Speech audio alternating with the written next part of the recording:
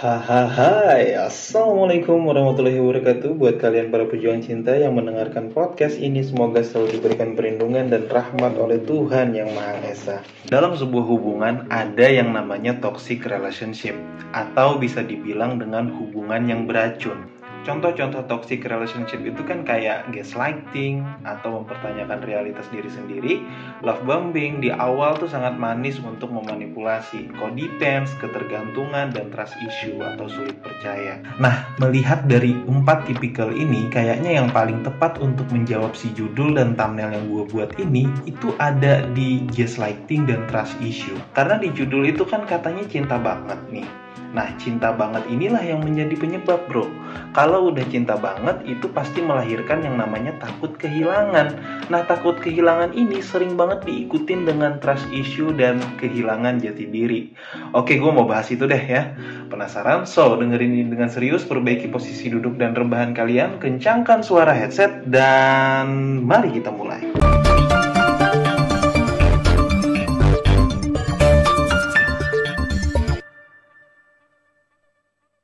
Jadi untuk ngejawab pertanyaan si judul, jawabannya simpel banget.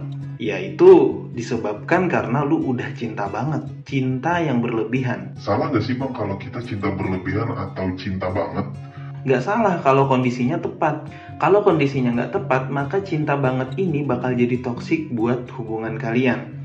Cinta banget dalam hubungan beda sama mencintai tanpa hubungan intimasi ya. Kalau mencintai tanpa hubungan dan rasa ingin memiliki, maka dia tulus aja gitu mencintai, tanpa perlu balasan dikangenin balik dan tanpa perlu diminta untuk dihormati balik. Nah, yang mau kita bahas di sini kan hubungan entah itu pacaran atau suami istri ya. Posisinya lu ini cinta banget, sayang banget sama istri lo atau pacar lu. Tapi kenapa ya bawaannya tiap hari berantem terus gitu? Itu kan pertanyaannya, yaitu didasari karena lu cinta banget tadi, tapi tidak berimbang dengan rasa cinta salah satu pihak. Nah, di sini penyakitnya. Jadi cinta banget ini harusnya diimbangi oleh keduanya. Kalau cuma salah satu pihak yang cinta banget dan cintanya berlebihan, itu bisa banget dipastikan hubungan lo akan toksik atau terus berantem tiap hari gitu. Karena lu bayangin aja ya, ketika lu mau nuntut sesuatu tapi ternyata dikhianati, dia nggak nurut, otomatis lu marah dong ya kan? Udah aku bilang ya, aku tuh nggak suka kamu terlalu deket-deket sama dia. Nah, itu masuknya ke trust issue tuh, sulit percaya. Gua sangat mewajarkan hal ini. Artinya gue nggak bakal ngerosting kalian gara-gara kalian sulit percaya sama pasangan yang didasari oleh rasa takut kehilangan gitu ya. Gue paham itu sangat-sangat normal terjadi dalam sebuah rasa cinta yang berlebihan. Beda ceritanya kalau cinta berlebihan itu diimbangi oleh keduanya, sehingga sama-sama saling mengerti bahwa apa yang gak disukai pasangan itu harus dihindari, bukan malah mempertanyakan tuntutan pasangan. Misal kayak, ya ngapain gue nurut kan masih pacaran, atau ngapain gue nurut orang tua gue aja gak pernah kayak gitu ke gue. Akhirnya berantem terus. Itu kalau salah satu pihak doang yang berlebihan dalam cinta. Tapi kalau keduanya itu punya rasa yang sama, yang berimbang, maka keduanya akan menghormati cemburunya pasangan atau menghormati tuntutan pasangan selagi itu nggak negatif. Nah, gimana cara mengatasinya? Gue bakal kasih tips yang simple-simple aja ya, dan nggak banyak-banyak banget juga, 3 doang. Gak pakai istilah-istilah yang rumit kalian pahami gitu, bahasanya konvensional aja. Tips yang pertama biar gak berantem terus tuh, kurangi overthinking. Ceritanya gue di sini cuma nebak-nebak doang ya. Kenapa kalian itu berantem, dan melihat dari beberapa kasus teman-teman gue yang menjalin hubungan, rata-rata mereka berantem karena trust issue atau sulit percaya. Nah, trust issue ini memunculkan yang namanya overthinking yang berlebih banget. Overthinking yang berlebih banget itu juga melahirkan asumsi liar yang belum tentu benar adanya. Contoh ya, salah satu contoh, pada saat PDKT kan lu tahu banget nih, pasangan lu itu misal disukain banyak cowok, dia humble sama cowok, dia suka dengerin curhatan-curhatan orang, dia deket lah gitu, punya banyak temen cowok gitu ya. Padahal itu belum jadian, lu baru PDKT. Nah, bayangan bahwa dia disukain banyak cowok ini muncul ketika lu overthinking, padahal sudah pacaran, padahal udah lu dapetin. Maka muncul kecurigaan-kecurigaan yang diakibatkan overthinking itu. Akhirnya lu sulit percaya, dan setelah sulit percaya lu akhirnya berasumsi liar. Dalam otak lu itu, apa yang cewek lu lakuin rasanya ada hal yang mencurigakan aja gitu. Walaupun cewek lu itu pulang misal habis kerja dan kecapean, sedikit cuek sama lu gitu kan, wajar ya. Tapi lu berasumsi liar bahwa perubahan sikap dia itu karena dia punya lelaki lain. Atau contoh kedua, ketika lu menuntut sesuatu tapi dia nggak mau ngelakuin itu. Ironisnya yang lu pertanyakan adalah, kamu beneran sayang nggak sih sama aku?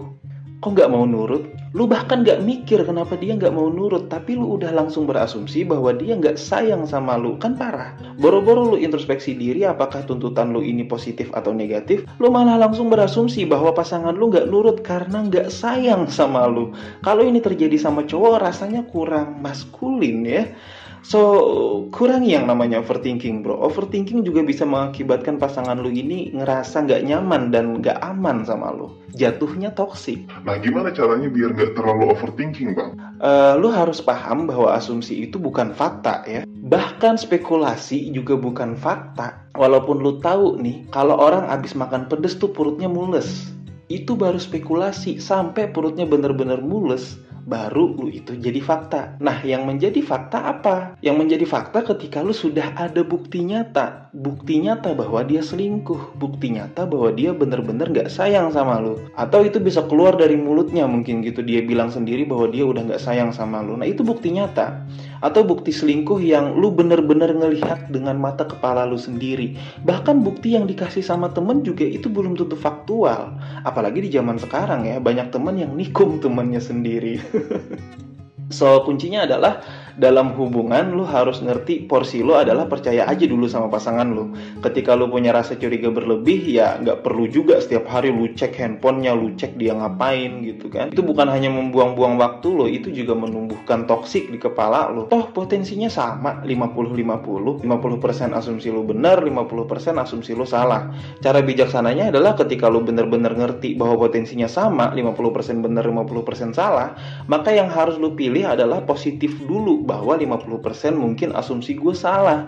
Nah, kalau lu melakukan itu, efeknya adalah memunculkan aura positif sama pasangan. Ketika lu memberikan kepercayaan penuh kepada pasangan, padahal pasangan niatnya mau selingkuh nih, tapi karena lu punya aura positif, ketika dia selingkuh, dia ingat, oh iya pasangan gue udah percaya banget ya sama gue ya gitu. Akhirnya dia nggak jadi selingkuh. Tapi sebaliknya, kalau lu memilih 50% yang ke arah negatif tadi, pasangan lu yang nggak ada niatan untuk selingkuh, tapi karena lu terus netting sama dia, negatif sama dia, ngata-ngatain dia, nyurigain dia, ya yang awalnya dia niat nggak selingkuh, jadinya bisa selingkuh beneran loh karena udah ilfeel sama lu. Jadi apa salahnya lu milih untuk percaya aja dulu sebelum ada fakta yang benar-benar nyata. Yang kedua, tuntutan yang kekanak-kanakan. Tuntutan yang kekanak-kanakan ini juga sering gue lakuin sama pasangan ya. Tapi kalau berimbang, cintanya sama-sama berlebih, pasangan gue juga punya cinta berlebih sama kayak gue, cinta banget gitu ya, nggak bakal jadi toksik, bro. Contoh tuntutan yang kekanak-kanakan tuh, misal setiap hari lu chat sama dia, terus dia jawabnya iya doang, nggak pakai sayang di belakangnya, lu marah gara-gara itu. Karena kan biasanya pakai sayang, kok dia tiba-tiba nggak pakai sayang gitu. Nah, kalau hal sepele kayak gini lu tuntut, lu permasalahkan dan berantem gara-gara ini, hasilnya juga nggak sehat, bro. Atau tuntutan kekanak-kanakan lainnya nih. Misal kayak dalam 24 jam cewek lu harus lapor ke lu gitu. Kalau dia lupa ngabarin 1 kali aja, kalian berantem. Nah, itu juga nggak sehat. Kali lagi tuntutan yang kekanak-kanakan ini karena rasa cinta yang berlebihan atau cinta banget yang memang harus diimbangi oleh keduanya. Seharusnya gitu. Nah, itu sedikit lu rubah, bro. Gak usah banyak-banyak, sedikit aja lu rubah perlahan-lahan dan lebih banyak memaklumi pasangan selagi itu bukan kesalahan yang fatal. Yang ketiga, jangan sampai kehilangan jati diri. Jangan sampai kehilangan jati diri di sini maksudnya bukan jati diri lu doang ya, tapi jati diri pasangan lu. Jangan sampai lu buat pasangan lu itu kehilangan jati dirinya.